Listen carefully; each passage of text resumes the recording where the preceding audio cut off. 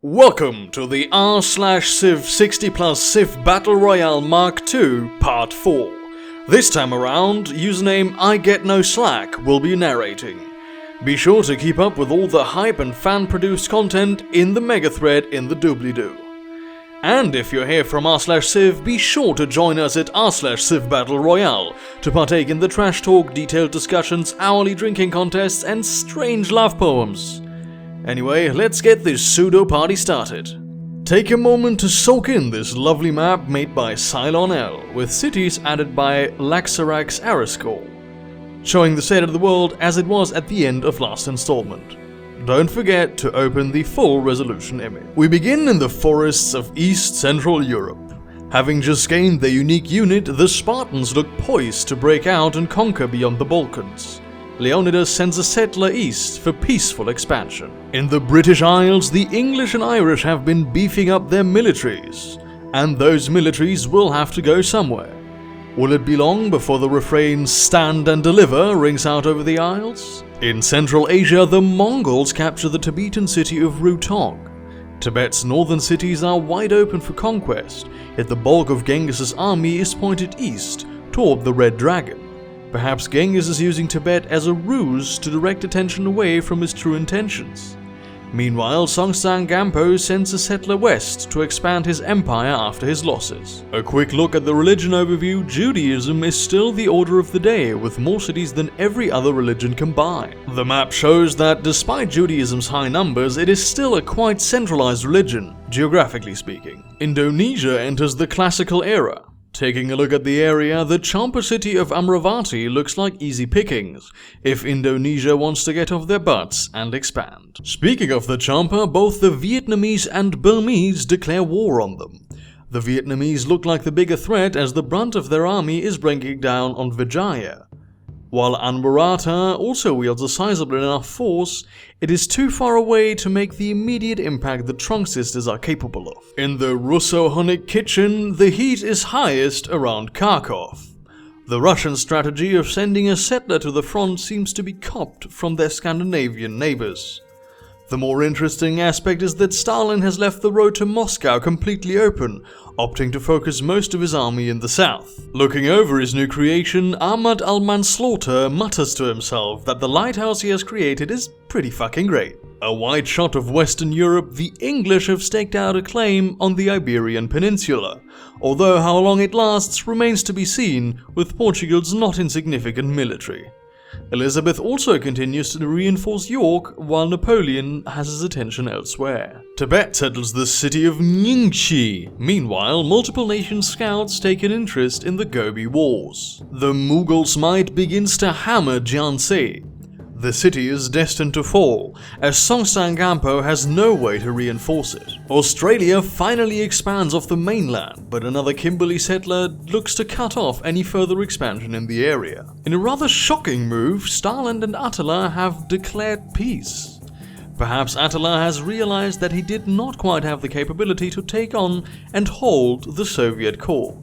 Stalin will benefit greatly from the peace, as he can lick his wounds and send out another settler near Kharkov. The Sri Lankans, looking to enjoy some sun and sand, settle Negombo on the Arabian Peninsula.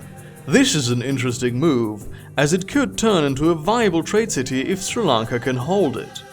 Meanwhile, the ever-present Israeli scouts are watching, waiting, commiserating. Speaking of Israel, it turns out the country's military is not entirely made out of scouts. Their biggest immediate threat is the Armenians, who send their workers south. The other nations surrounding Israel have strangely backed off. Perhaps they are aware of the Israeli scouts' eventual upgrade to commando. In the latest installment of the Drumroll War, the Ashanti begin to send a detachment to the Carthaginian city of Hipporegius. Mali just sits and watches the city take damage. On the northern front of the Drumroll War, it is the opposite situation. Carthage has sent its war elephants to the city of Adjura. If they capture the city, they could very well waltz their way to Konogo if the Ashanti do not send reinforcements northward. In sub-Saharan Africa, the Ethiopians are the lion on the savannah. Haile Selassie has garnered an absolutely massive military, and the cities of the Congo and the Northern Boer territory seem like cakewalks for the Ethiopians. Undaunted, the Congos still send out a settler straight into the maw of the lion. Oh, that's where the Boer army is. Draka strong? The Boers have kept their anti-Shaka formation intact, despite the looming giant to the northeast. The strategy is not without merit. The Zulu are making their way around bare lands up the western coast of Africa. A look at military manpower. No one comes close to Haile on the African continent. And if he wants to expand, he needs to do so fast. The steppes are where the rest of the truly huge military powers reside. The Yakutians, Huns, Sabirs and the Timurids have huge armies. Akbar's army to their south is nothing to sneeze at either. With 5 of the 8 largest armies, along with a surging China, Asia will be a quite interesting continent in the coming days. Meanwhile, the Champa and Congo own 2 of the smallest armies, not a good sign for the Champa's current conflict, nor for Congo's proximity to Ethiopia. The Byzantines should take note as well. A bottom 5 military in their geographic position spells disaster. Finally, shame on Kamehameha and Gajah for having smaller militaries than their observersive. The Yakuts. Their massive military has no room to maneuver and juicy targets directly to its south. Surely it is only a matter of time before the Yakuts spring into action. Meiji continues to settle the home islands, while Korea does everything they can to stay alive. This includes sending a settler between China and Vietnam. Are we sure Sejong is using his science bonuses effectively? The Southeast Asian conflict has seen little progress. The Champa have sent more units to the north to deal with the Vietnamese threat. Burma continues to move its units toward the battlefield. In a game of chicken, the Ashanti and Carthage have captured each other's cities. Not to be undone, the Ashanti have also raised their capture. Surely they are mustering a settler to replace it. And you thought Lincoln was weak? O ye of little faith. Lincoln laughs at your doubt, raises an army and declares war on Texas.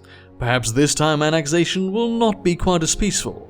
The Americans have a tech advantage, and a sizable one, though it may take a while for the full effect of the Union's forces to kick in, as a chunk of them are up north, awaiting the order to begin Operation Fallout Roleplay. Benito Juarez sits in his war room. A courier bursts in.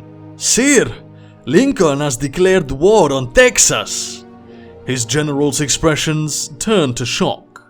They all look at their leader. He remains stoic. Looking over a map of North America, he snaps. Drawing his saber, he yells, "Give me back my province," as the saber's tip lands squarely on Austin.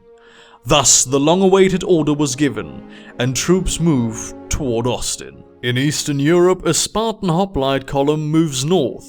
The plains outside of Tegea are a weak spot. The Polish cavalry would be able to roughshod around the city if the gap is not closed. On the flip side, the Spartans now have enough soldiers to have a shot at Cumae. If the city falls, the hoplites will have a straight road to Rome. Even if the war would involve huge casualties, the Spartans could take it. Perhaps Leonidas has a great deal of confidence in his troops, as he sends a settler to Africa.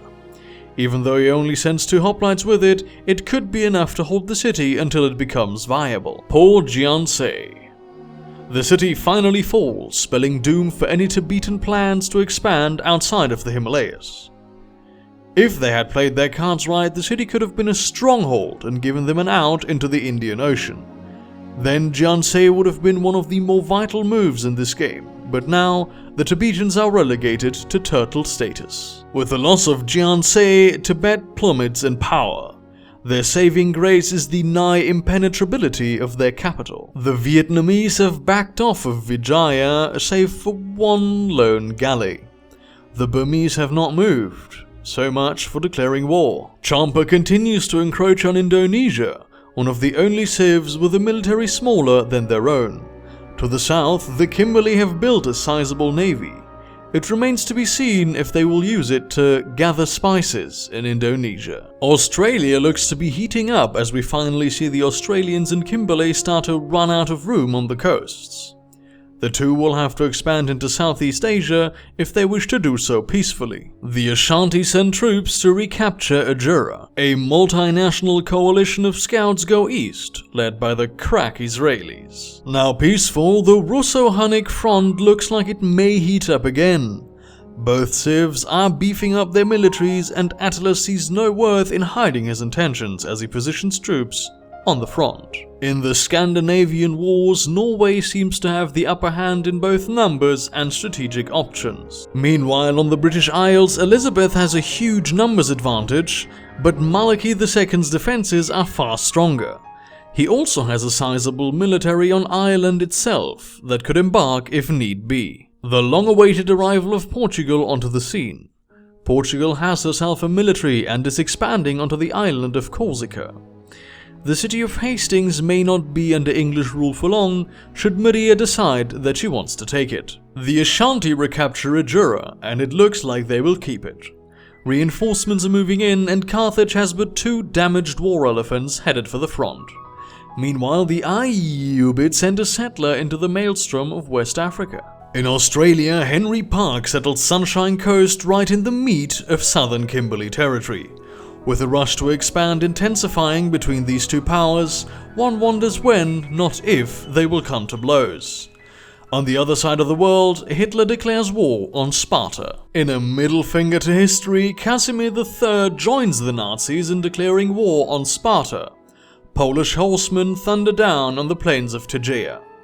One wonders if the Polish did declare too soon, as the Spartans currently have their unique unit, while the Poles' unique unit could crush a lot of resistance. The Great American Clusterfuck stumbles on. Most of the fighting on the American front is concentrated around El Paso and Baltimore, though Texan troops have advanced towards Philadelphia. Take note that Central Texas is wide open for the Sioux, one of the largest militaries in the game, to come crashing down on it. On the Mexican front, Benito's troops continue to take potshots at Austin. The Poultry Defense Forces there will not hold out against the Mexican onslaught. Sounds a bit familiar. The Buccaneers complete the Terracotta Army. The belligerents in the Great American Clusterfuck should thank their maker that it was not one of them that completed the wonder. Morgan, on the other hand, now has multiple options. He could strengthen his North American holdings by reinforcing Petit Goave or perhaps taking Dallas. Reinforcements in South America are also viable. In other news, the Bucks economy has seen an upturn in job creation from new rum distilleries. The Ashanti and Carthaginians make peace, guaranteeing that Ajura is an Ashanti city for some time. In Europe, Attila and Hitler declare war on Finland. Sure enough, the Ashanti send a settler toward the ruins of Hippo Regius. Of the Huns and Nazis, it is the Germans who are more likely to make an impact on the Finns. If Casimir allows them through his territory, Hitler's northern regions could have a huge effect. The Huns, however, are cock-blocked by the Russians. Sea Lion 2, Bristol Boogaloo. Kekkonen is not the only one Hitler has his eyes on, he is trying to invade England. Again. And he suffers from the same woes as his past. He has no navy, and the English could send their archer hordes and galleys to Hamburg and Cologne, take shots and capture the city. In addition, he now fights not 1, not 2, but 3 fronts. Didn't he learn from last time? But perhaps Elizabeth has bigger problems, namely Maria's Iberia for Portugal movement kicking into full swing. Elizabeth could stand to gain more from attacking Hitler than from defending Hastings, however, so it may be that she lets the city go. We end with a look at the stats. The population leaderboard is an interesting mix of potential has-beens and champions. The Texans have the manpower to defend themselves, but do they have the production? On the other end, we see Mongolia with less than 1 million people. Can they turn it around on the dangerous steppes? The top 10 in military manpower reads like a rogues gallery of potential winners. The Yakuts, Mughals, Boers and Ethiopians all occupy slots. The Congo, Champa and Texans being so low does not do them any favors. If they wish to survive, they will have to kick it a notch fast. The Yakuts remain in the tech lead, yet they have not used their advanced force yet. One wonders when they will strike. Predictably, the civs with the most cities are the Australian ones. With so much room, one wonders how they couldn't be. However, they are running out. And eventually, people across the continent will hear the thunder. Korea is not last in cities, and Rome could very well be the first civ squeezed out of Europe. The Israeli scouts have done well to spread Judaism to so many places, but Buddhism and Catholicism are on the rise. Uluru is now worthless to the Kimberley for a religion. They must find another use for it. Being the only religion founded in the Americas, Catholicism has the chance to dominate the world. That's all for now, folks, and make sure to check out r/Civ Battle Royale to join the awesome community.